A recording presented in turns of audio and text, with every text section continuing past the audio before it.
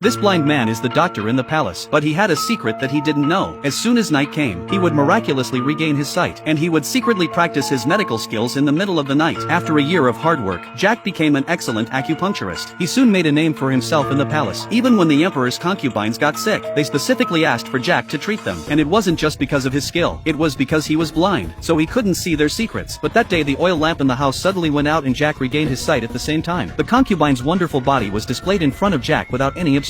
Jack could only pretend to be calm. He trembled his hands in the consort's beautiful legs, constantly looking for acupuncture points, finally took a deep breath, and only then barely completed the acupuncture. The concubine was extremely pleased with his performance and rewarded him with 100 kilograms of gold. That was enough to last Jack a lifetime of luxury. Jack started to think about quitting and going home, but on that very day, the prince was struck with a sudden and acute illness, and the royal physician hastened to drag Jack along to save him. After an examination, the royal doctor determined that the prince had smallpox and needed immediate treatment. The panicked man quickly started to assist, but he soon noticed something strange. Jack, relying on his sharp hearing, faintly heard the prince groaning in pain, as if in great agony, and on the towel handed over by the royal doctor, there was actually a strong smell of blood. Coincidentally, at this time the house lights were blown out by the wind. Jack immediately saw a scene of extreme horror. He saw that the prince was covered with needles, and was having strong convulsions, and the royal doctor was wiping the prince's blood. Jack was trembling on the spot and unconsciously showed an expression of horror, but the royal doctor noticed everything. He slowly approached Jack, carefully watching him. Jack froze, too scared to move. The next second,